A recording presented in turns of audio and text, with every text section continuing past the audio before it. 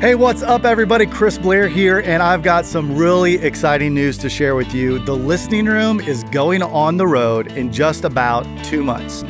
February 8th through the 13th, we're going to be heading out of Miami, going to the Bahamas on the Norwegian Gym cruise. We've got huge acts like Big and Rich, Gretchen Wilson, Craig Morgan, Jody Messina, and many more.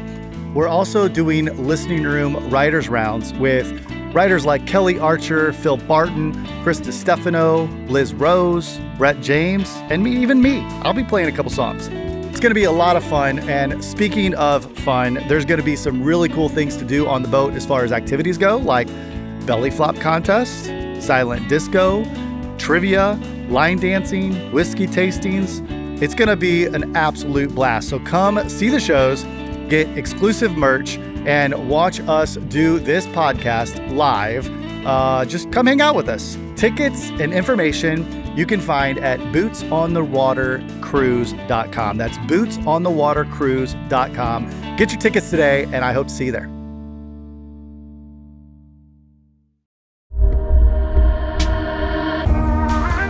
You're listening to Stories Behind the Songs with Chris Blair.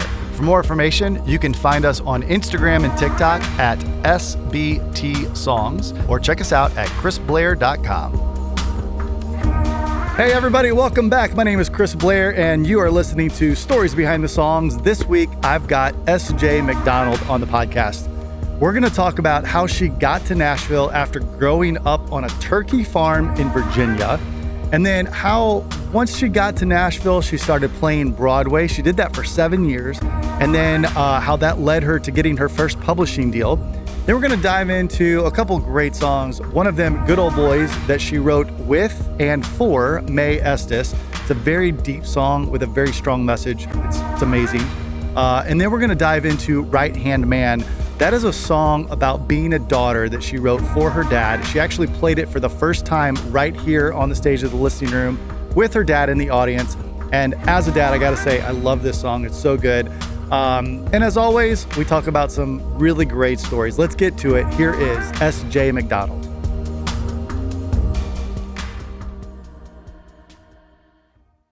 All right, well, welcome back. Thanks, everybody, for tuning in. We are here at the Listening Room with SJ McDonald. How are you? Hello, good morning. Thanks for coming in this morning. So good. Thank you for having me. Yeah, absolutely. It's going to be fun, as always. We've known each other for quite a while now. And I just want to tell you, just pretend I don't know anything. Okay. Because we're going to dive into some stories today. I'm good at diving. All right, let's do it. Into stories, not actual diving, but I will dive. Well, let's always start with how you grew up and how you got into music in Nashville. So tell me about farm days. Yes, farm days. I actually just flew back yesterday from spending a week with the family at the farm. Thanksgiving? Thanksgiving, yep. Yeah. So I grew up on a turkey and cattle farm in Virginia.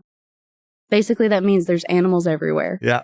And I'm the oldest of 5 children. I always say to my parents, like, if you have a farm that big, you got to pop out a lot of kids so you can have help. That's right. Yeah. And I am the oldest, the leader per se of them all. I like to think of myself as the peacemaker, and also, I'm not going to lie, I'm bossy. If my siblings are listening, I'm sorry. I'm trying to be less bossy. But I grew up there, and it's an incredible place. I would say to anybody, if you want a beautiful drive and a beautiful way of life, go to the mountains of Virginia. There's nothing like it.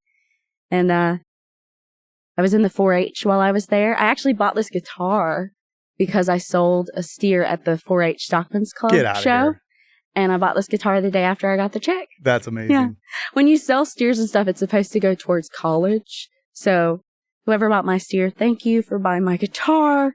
I promise it worked out in college because, I studied songwriting. You've got some good wear on that guitar. It's been through it. So if this can go on the camera, but this is what years on Lower Broadway does to a guitar. That's right. And honestly, this guitar didn't start sounding good till I started basically beating the life out of it when I was playing. Isn't that crazy? How some of the guitars that you see with they're like worn holes in the middle of them. Willie's guitar. It's like Willie's, yes. Yeah. So okay, this Virginia. was pretty when I got it in Virginia. Yeah. And I sold a cow for it. And I was in the 4-H and did, the marching band. I was the drum major, like doing this thing with my hands. And then I moved to Nashville in 2017. to go to Belmont. I'm one of those Belmont kids. Okay, this is Stories Behind the Song, so I want to jump directly into the music, but I got to ask, because I grew up on the farm life as well. Oh, I didn't know that. And yeah, my grandparents had 500 acres, and I grew up riding horses and cattle and all that, but turkey farm. Yeah. You don't hear that often. No. Poultry is big in Virginia. So basically you have these long, like 800-foot houses that you like bring babies in and you grow them out. And they get to be like 40 pounds or 50 pounds. Like these are the turkeys that are going to go into your shaved meat packets at the Kroger. And is your family still doing that? Yeah. Okay, so for Thanksgiving, you just got back. Yes. Do you guys like go buy a butterball, or did you just like walk out to the shed and grab one? Actually, the Poultry Growers Co-op gives them a turkey every year. I love it. So, and it's like a normal like 21-pound turkey because the turkeys that we grow cannot fit in an oven. Yeah. But honestly, it's the thing that keeps the farm going because cattle prices change so much. And for everybody who's so interested listening, came here to listen to song stuff and hearing me talk about ag. But poultry stuff is, pretty steady. It's all over where I came from. Turkeys and chickens are a big thing there. Wow. Yeah. Thanks for sharing that. Oh, of course. I did not know. Yeah. So, okay. So you moved with your new guitar and went to Belmont. So walk me through, like, what was it like when you first got here? Did you know that you wanted to be a writer, artist at that point? Or was it just like, hey, I've got to be in Nashville and figure this out? This is a great thing to talk about. I didn't know that songwriters were a thing when I moved here. Yep. I'd been writing songs since I was like 9 years old, but I just thought that like Carrie Underwood and Tim McGraw and I don't know, Cody Johnson just wrote all of their own songs by themselves and that they were good and there you go. But when I moved here, I applied as a music ed major because I thought I was going to study oboe and teach music at school. This is so interesting. Yeah, I played oboe and I thought I was going to teach and then sing on the weekends, and that's how I thought you like made it and got famous. Then I got here and everyone was like, music business. And I said, okay, whatever. I don't think I want to be a teacher. I don't have the patience for that.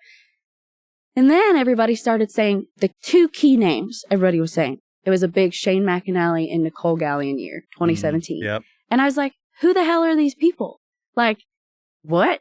And then I started diving in and found out that, songwriting is a job. Oh my gosh. I've been writing songs forever. I'm a songwriter. I just never considered myself one because I just thought it's what you do if you're a singer. Yeah. And so I changed my major and then the rest was history.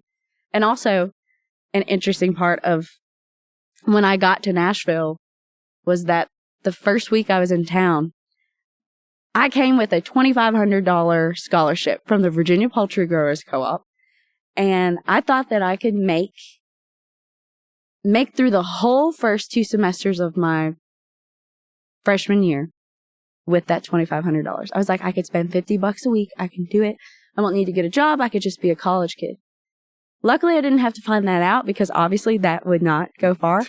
Because my first week in town, I joined a Facebook group and a friend sent me a posting of someone looking for a singer on Broadway. And so it was like my first Wednesday night in town. I put on a bucket load of makeup and tried to make myself look not 18 years old in a bar.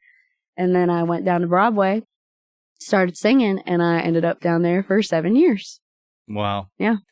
I feel like we've had a lot of people on this podcast that have done the Broadway thing, but we haven't really dove into it a ton. Yeah. And as you know, I played Broadway for like 5 years at Tootsie's. So kind of let's talk about that a little bit because it's really good to get your chops up and just get tight with a band, but it's also brutal. It is. And you doing Tootsie's, that's more brutal than my experience because I got lucky and was playing at the stage on Broadway. And then I picked up a gig about halfway through my time at AJ's Good Time Bar. And those were good gigs. Everybody was treated and paid fair. And I got to just play country music. But it's brutal because you're working your vocals so much and like you can get so sucked into that community. I think that what helped me so much is that I was too young to even get into the bars when I wasn't playing. So I was forced to like spend my time coming to the listening room, going to Belcourt Taps and writing songs in my free time instead of partying on Broadway. Yeah. And also the most important word that I learned when I was down there was no thank you. Because every time somebody asks you to fill in a gig, it's money or no money. It's an extra $200 in your pocket or not. Yeah. But I was very aware, thanks to some vocal coaches that I had growing up, that my vocal health is so important. I sang with bronchitis down there once, and I will never do that again. That was the stupidest decision. I've had some stupid decisions playing doubles. I've never done a triple or 4 shows in a day. That's when people are basically playing from 10 a.m. to 2 a.m. Yeah. I knew that I never did that either, but yeah. Yeah. Yeah. It's crazy. And it's so rewarding, but also it can tear you down really quick. Because one day the crowds think that you're Carrie Underwood and you're up there and they think you're Jason Aldean. And then the next day they don't give a crap. Yeah. And so I do think it's great, performance boot camp. I test a lot of how I'm able to take the songs that I write and perform them for a crowd to the time that I spent on Broadway. Because, you can sing a song, but can you really sing it? Mm-hmm. And that's what Broadway helped me with. Yeah. And also, I was there so long, Chris, that people ended up being amazing and showing up every year to come see me. And then they would get familiar with my original music. And then they'd start asking for my music instead of covers. That's where it's a benefit. Yes. Yeah. And that's also was a big sign for me to be okay, I think my time here is done. The steady income is so nice, but I can find money elsewhere. This life that I want and these goals that I want to meet, they start on Broadway, but they don't end with Broadway. Yeah. Yeah. So would you tell people that are moving here to do Broadway?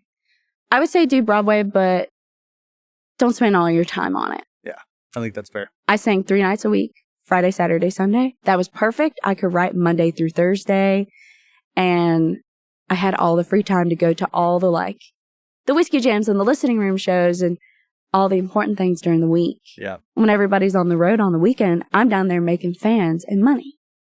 I think it's a great place when you take it in small portions. Yeah.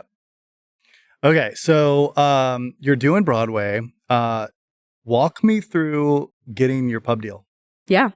So I graduated college in 2021. And then sort of that summer and the next summer, all of my best friends and my crew that I had somehow fumbled into to write with started having publishers look at them, and a couple of us were getting cuts and things were working out. But then I really didn't feel like anybody was gravitating towards me until 2023. So 2 years after graduation.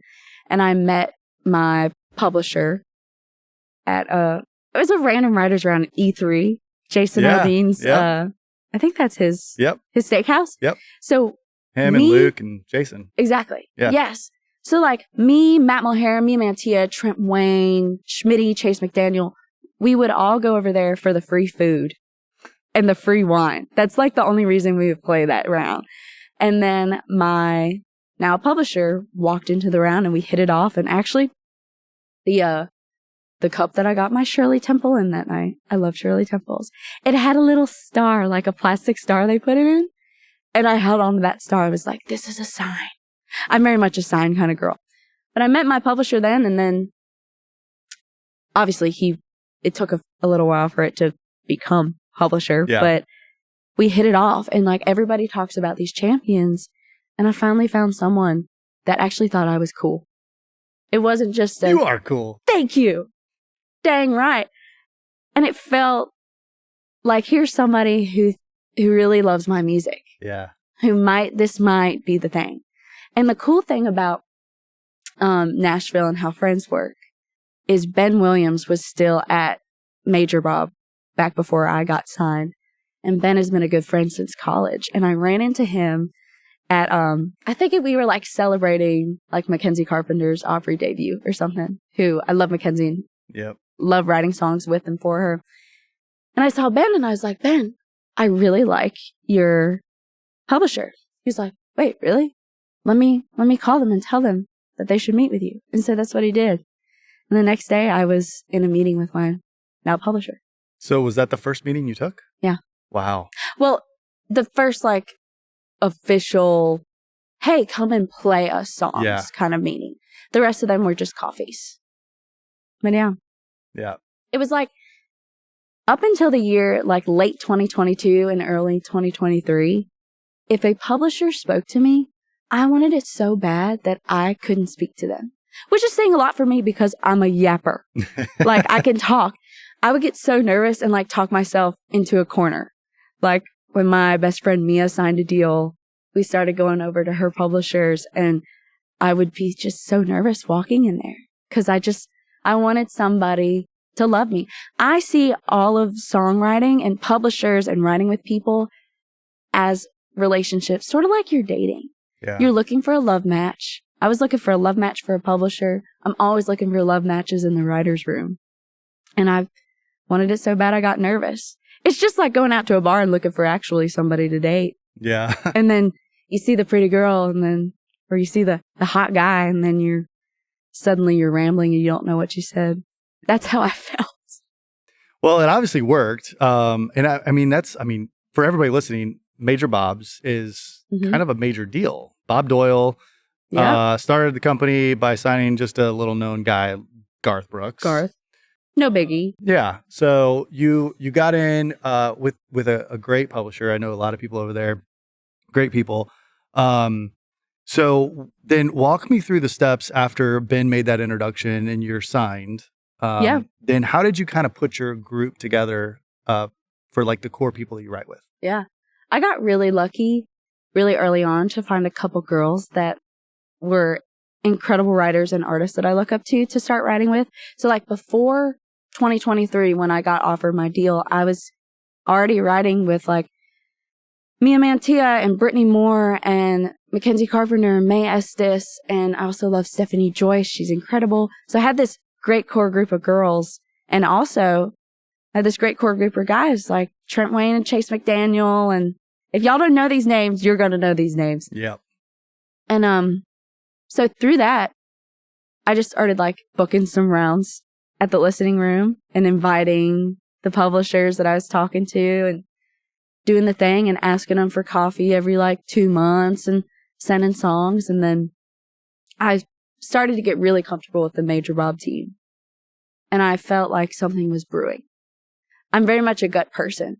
Like the year that Mia got signed, I felt it in my gut for her. I didn't feel it for me at all. But the year 2023 came, I felt it. And then I was in Key West, which we all know. Great story. Yeah. Key West, the BMI Songwriters Festival in Key West changes it all. If you have to save up for a year or two, do it and spend the money and go. Because it.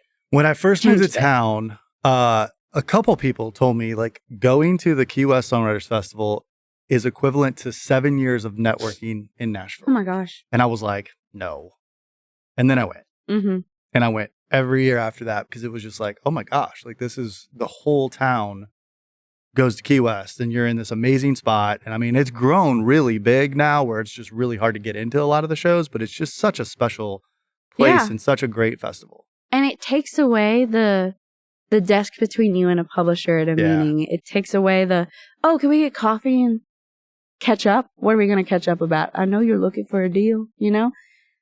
It just makes it fun and you're human. And it changed a lot for me. I got offered my deal in Key West, which was also really cool because all of my best friends were there. And it made it feel like such a special moment. How did that happen? Because typically, you're brought back into the office. Yeah. And then you talk about, hey, we want to offer you blah, blah, blah. So you're down in Key West. Where were you when this happened? I was at, that fancy looking bar that's half outside and half inside. You go inside and it looks like a speakeasy.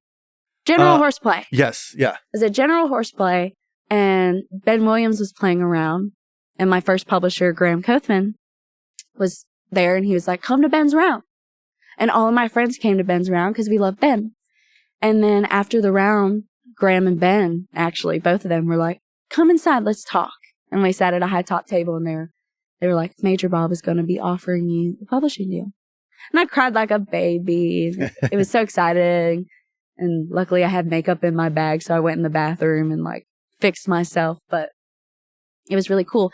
And getting that news in Key West was also incredible because just getting a first deal, that's just getting to the ball game. Yeah. That's what Ben Williams told me. He was like, SJ, now you are at the ball game. You might be on the bench, but you're on the team, you're there, and it's the start. It's the first big hurdle.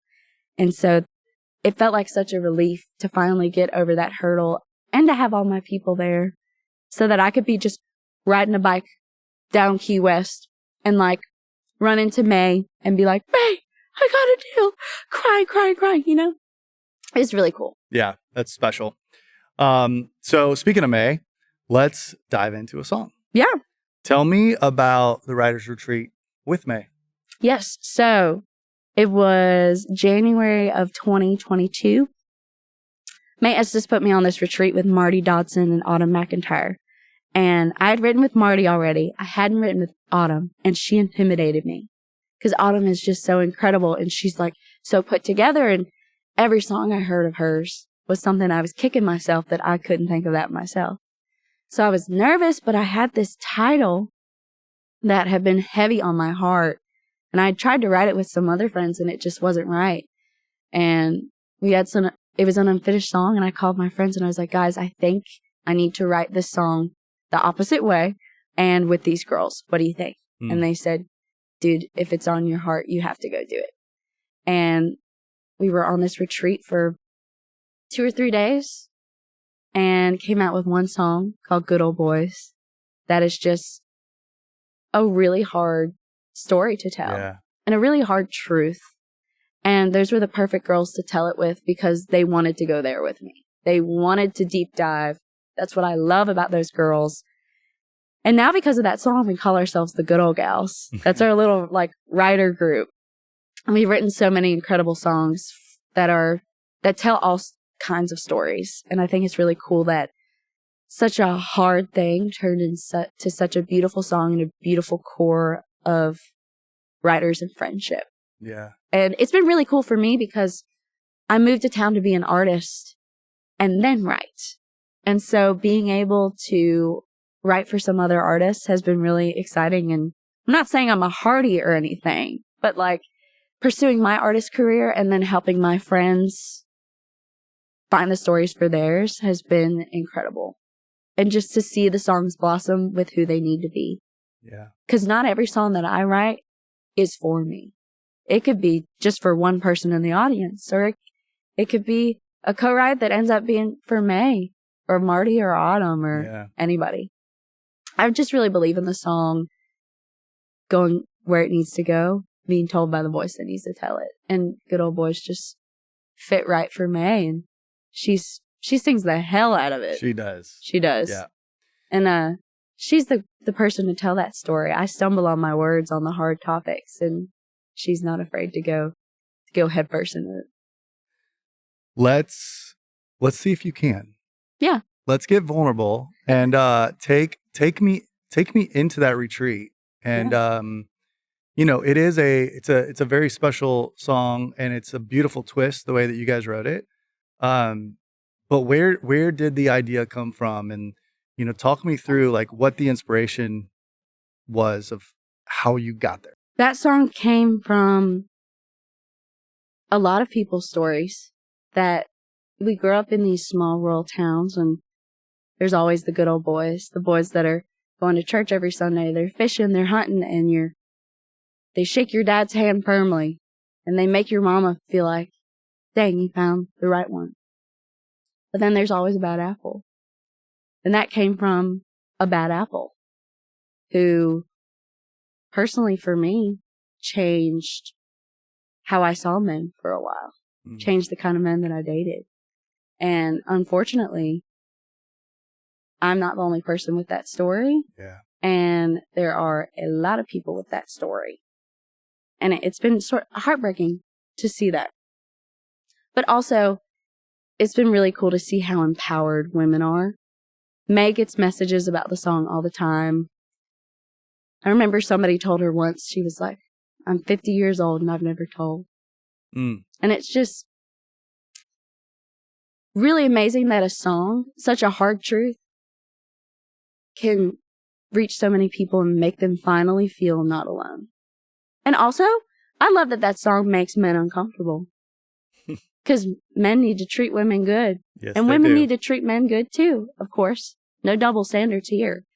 But it's been interesting to see people get uncomfortable about it. And I like that kind of music. Yeah. You know, I love singing Boot Scoot and Boogie as much as anybody else, but I also love like a Red Rag Top, you know, talking about the hard stuff. Yeah.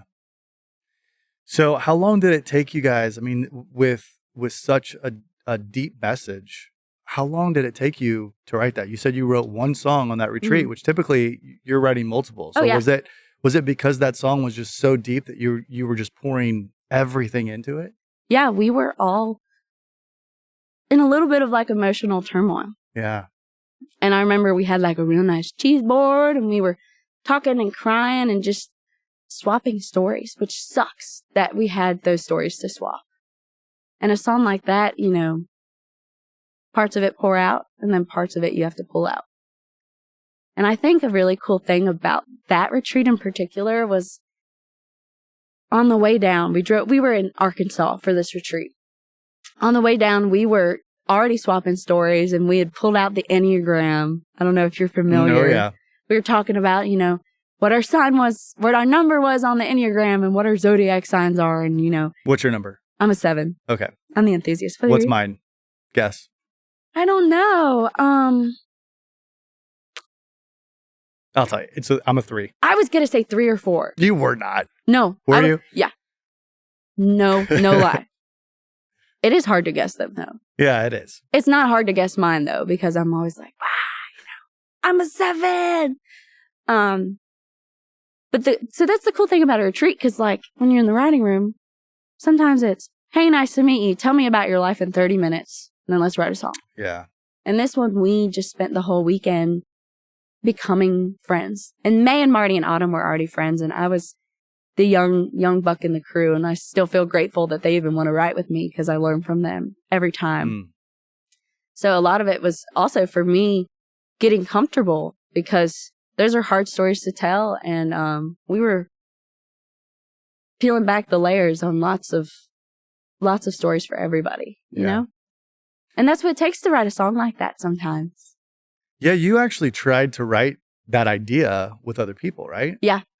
And I'd initially wrote it with a friend who I'm really close to, and I'm really grateful that they were cool with me rewriting it. And the original way that we wrote it was sort of just fun. Like, I don't like pickup trucks anymore, and good old boys, they can just suck it. And I was really feeling it in my heart that it needed to be the truth. Yeah. And that's on, you know, good friends being willing to let you take a song where it needs to go. Because I get restless. If I have an idea that is just like pulling at me and you try it and it doesn't work. We all have those moments. I get so restless with it and I want to try it again. And this was a very special circumstance where I needed to try it again with other people. Yeah. Well, I'm glad you did. It turned out great. And May at the time did not have her record deal. No. So that's also really cool how her label got behind it. So like how soon after you guys wrote this did all of that kind of come up? Honestly, I think it was like a year. Yeah. After we wrote the song that May decided to record it. And I was so shocked that the label went for it because it's a polarizing song. Yeah. But May is the artist that is not afraid of being polarizing. Yep. And I'm really glad that the label's been behind it. And it's also been really cool for me to, like I said, be an artist on my own, but see another artist that I love and respect and who's one of my best friends take a song and have a label actually go for it with her. And, whatever happens with it, I will always be proud of that song. Always. We need the hard ones and the fun ones. Yeah. You want to play a little bit of it? Yeah. Let's hear a verse chorus and remind everybody that you can go listen to this anywhere you listen to music. So go support SJ and May. Yes, please. I mean, if you listen to May, I might make like 5 cents. Yeah.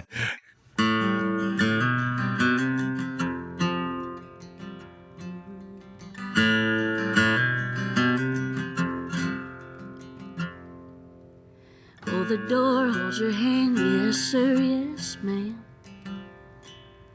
The kind of guy daddy might give his blessing. Never missed a sermon on a Sunday morning. Yeah, ever since you it all looks like a warning. I gave you my heart and you gave me hell. You gave me a secret, and who'd believe it if I ever got the nerve to tell? Ain't it a shame I'll never see them the same? You give good old boys a bad name.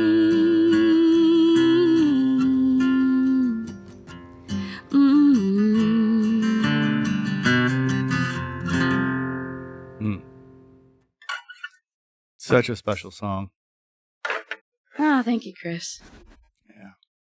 Listen to May's version. They did it up real pretty. Yeah, it's so good. This episode is brought to you by Sennheiser microphones. When we first started this podcast, we were using some older microphones, and Sennheiser came in and sponsored us and gave us some MK4s and 914s. And I mean, I'm telling you, it's made all of the difference in the world. We love these microphones. We use them at the listening room as well. And I just can't say enough great things about them. Go check out Sennheiser.com.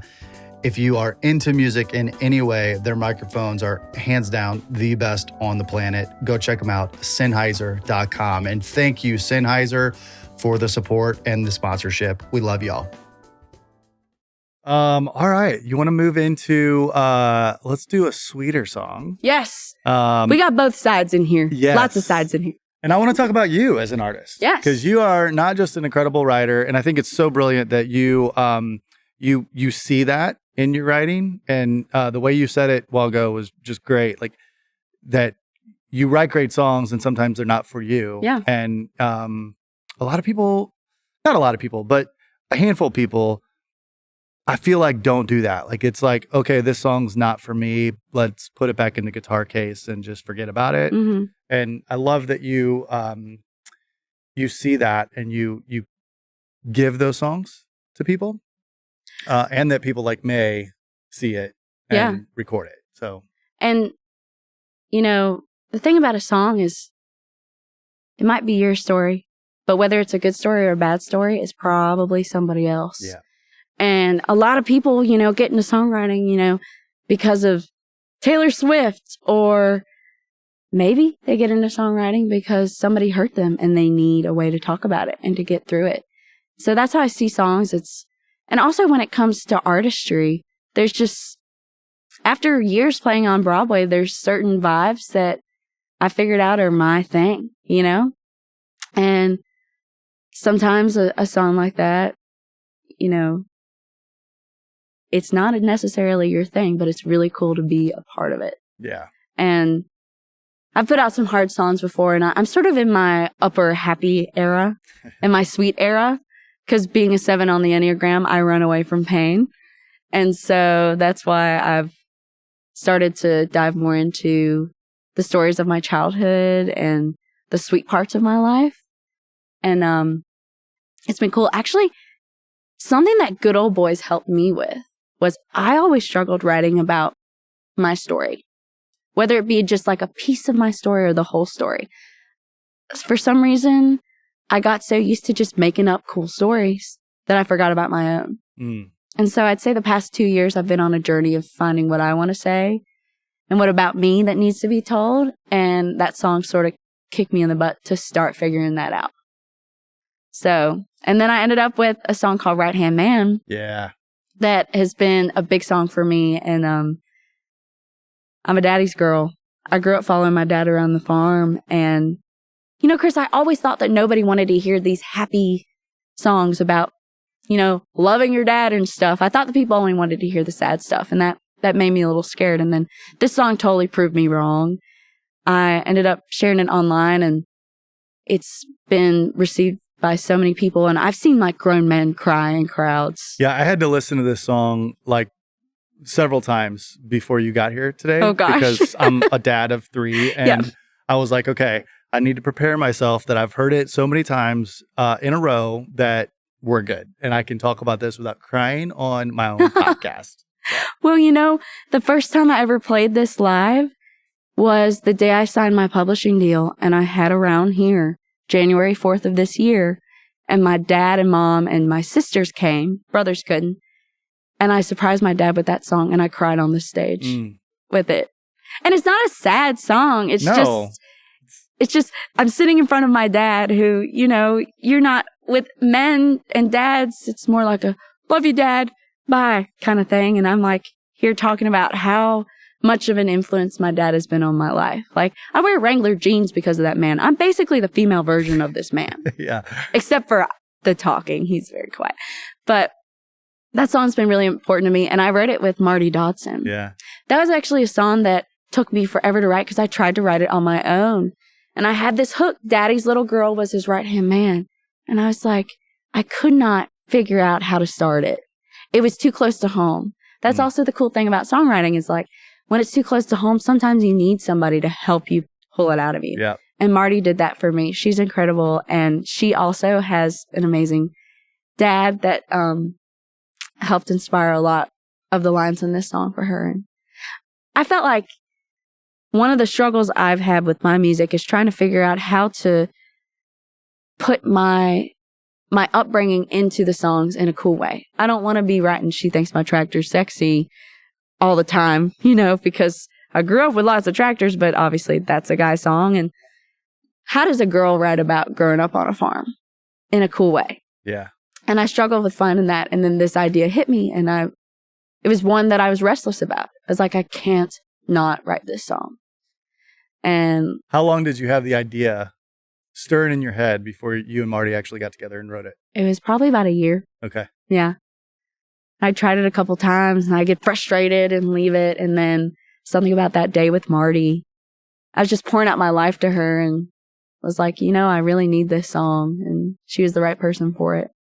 Yeah. And it's been cool. Like, I put out a song a couple years ago called Apple about my mom, who's also incredible. And I was like, you know what? My dad deserves a song. And like I said, it's been really cool to see men react to it and see men who typically aren't emotional get emotional over it. Like, every time I see a man cry about that song, it's like a pat on the back. But I do feel bad for like making my dad cry in the listening room audience in front of all these people. Sorry, Dad. Love you. Oh, I'm sure that meant so much to him, though. Yeah, I can't even imagine. I've seen my dad cry like, I don't know, twice, I think, in my life. So I'm a crier. Like, I cry happy, sad, and everything in between. And so maybe I just feel less alone when other people are crying to the songs. You know what's funny? I just thought about I've seen my dad cry probably twice, like a real cry, like when my cousin died, and like things like that, tragic moments, and only been a couple. But now, like, I'll look over and my mom will be watching some like Christmas movie or whatever, and then it's like Dad's got a tear running down his face. Like, bro, what are you doing? Like, but hey, I heard when you get older, you get softer. Yeah, so. I do the same thing. Brittany calls me out all the time when I'm watching some movie, so we won't go there. Anyway, let's get back to your song. Yeah, we're gonna stop. Yeah. So you and Marty get together, and you finally it's the right day, the right time, the right person. And it's half the battle in this town. Yeah. It's just like dating. You have a great counseling session that day. Yes, we sure did. You poured out, and it's out anywhere that people can hear music. Yeah. I had a sort of, everybody wants those TikTok moments. This song blew up on Facebook and a little bit on TikTok. And honestly, Chris, like, I didn't have the money to go in the studio and do it fully. So I just have a bluegrass version of it. Because growing up in Virginia, bluegrass is huge. Yeah. And so it just feels like where I grew up. Yeah. And the cover of it is a picture of my dad and I on my first tractor ride. I think I was about like 2 months old. And you can see in the picture, he has like he got electrocuted when I was like 6 weeks old. And there's like a bandage on his hand and everything in the picture. And it's pretty wild. Glad he's still here. And they had a million children after me. But it's been really cool to have that song out and just see it connect with people. That's all you want as an artist. And I hadn't really found my big connecting song yet. Yeah. And sometimes it takes a while. And so I feel like this Right Hand Man really started that for me. And now a lot of the things that I've written after, it's been easier to write about my story and to get ideas about it. And the songs, I've been loving the songs even more because they're closer to my heart. And I hope that they'll get close to other hearts too. Yeah. By the way, sorry for the sirens. Oh, it's okay. We do this every episode. It's crazy. Like anybody that listens to a lot of the episodes on this podcast, the fire trucks do not come out except for while we're recording. Like we'll go all day long. Anyway, there you go. It's just because the songs are so fire. That's right. You know? There you go. Songs are so fire, dude. Well, let's play a song that's fire. Let's hear a little bit of this. Also, side note with Right Hand Man, it's a very sweet song, but it does have like a bit of comedy in it. And I found that a big thing with my music is there's always a little bit trying to be funny in it. Sometimes it works, sometimes it doesn't. But it's been fun seeing people go from happy to emo with this one. This one's Right Hand Man.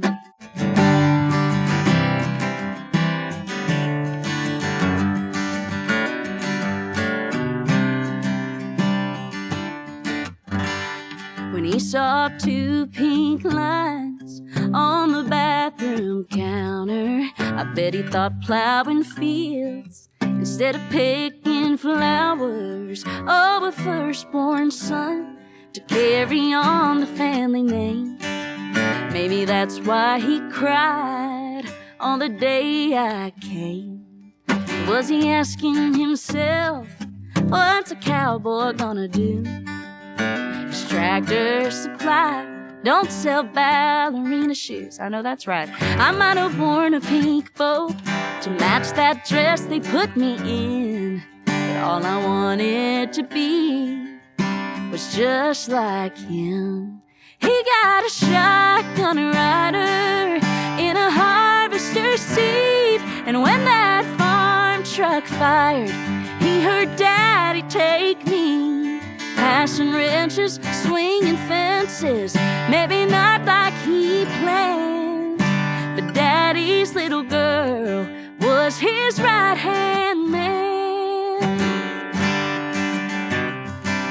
Oh, yeah. Let's go. Love it. I was just so happy to get Harvester in a song. Shout out Marty Dodson for that one, because I have a phone case with the International Harvester sticker on the back, because that's what my family, runs on the farm. And I was like, I need to get Harvester. Everybody puts John Deere in songs. And she helped me make that happen. Do you know the history of this building? I sure do. Do you? Okay. I mean, it's hard to miss the big IH. The IH on yeah. This was right behind you was the paint booth. Dang. All of the black stains on the floor are the original oil stains. No way. They built all the International Harvester tractors right here in this room. That's incredible. And then in the front, there's still black marks on there, but there's not as much because that was when they were finished building them, and that was the showroom up there. Wow. Do you have any idea when they stopped production in this building? Sometime in the 60s, I believe. Okay. Or maybe early 70s. When I was doing the demo to open the listening room here, we got back to, I think it was like 1934.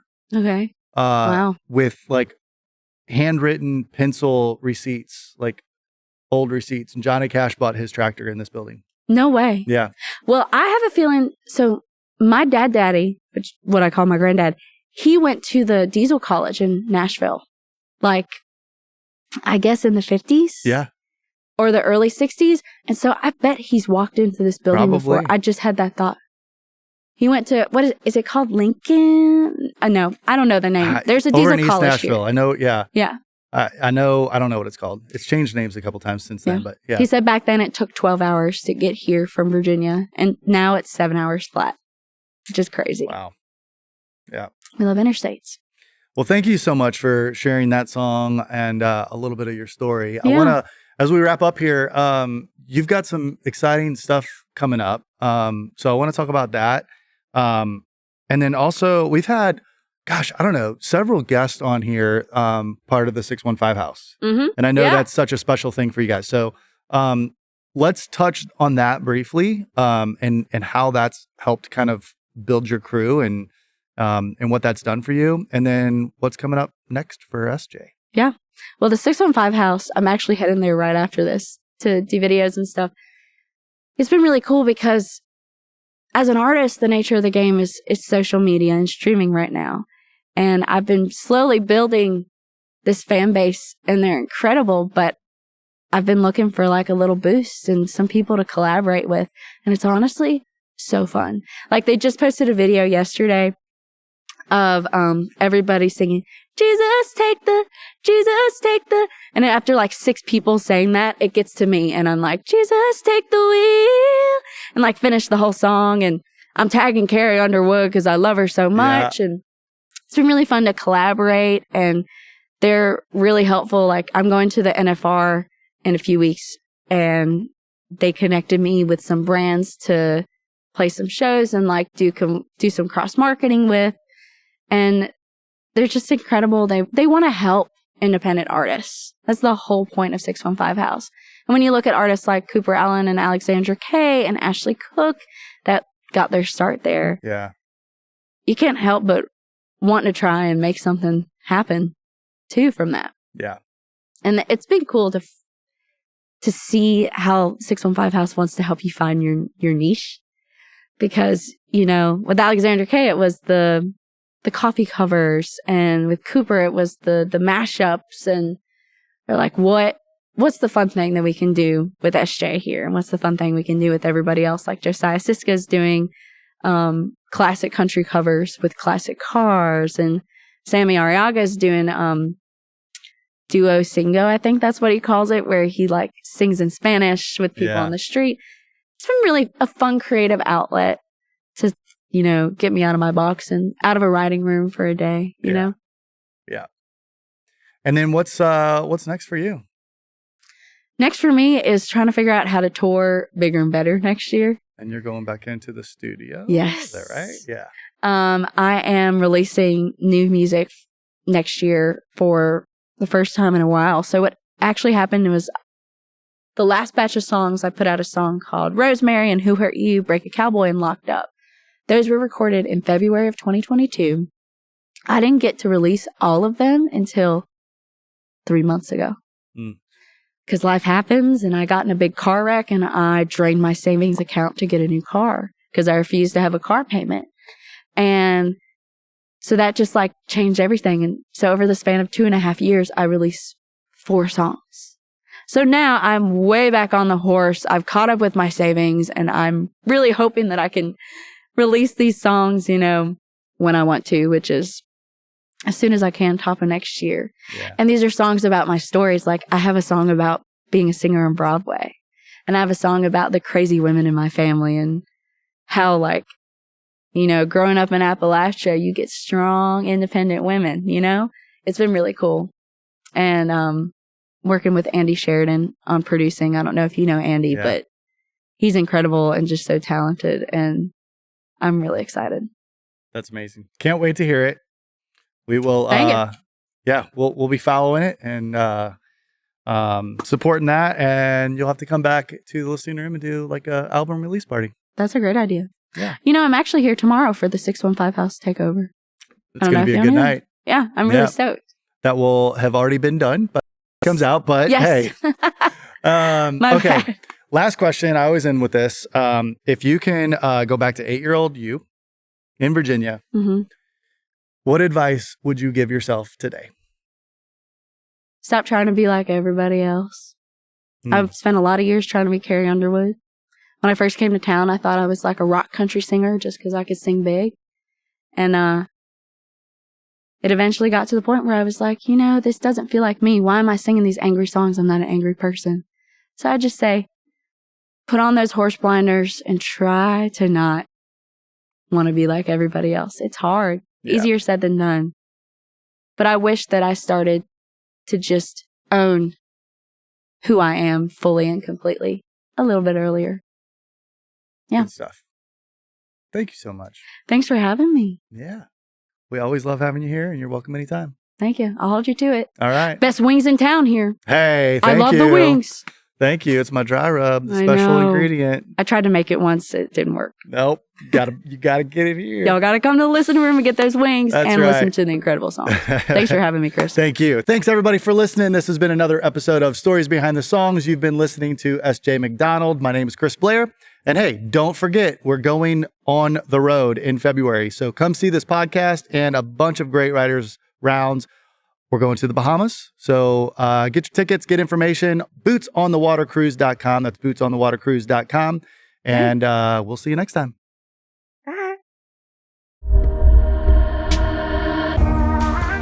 Thank you for listening to another episode of Stories Behind the Songs with Chris Blair. Make sure to give us a follow on Spotify if you enjoyed this episode, and make sure you click that notification button so you can keep notified when new episodes come out. We release brand new episodes every Tuesday, and you can find us on YouTube at Stories Behind the Songs with Chris Blair or anywhere you listen to podcasts. Don't forget to send us a comment letting us know what you thought of the episodes. We love getting your feedback, and share this with your friends. The more we grow, the more that we can keep doing this.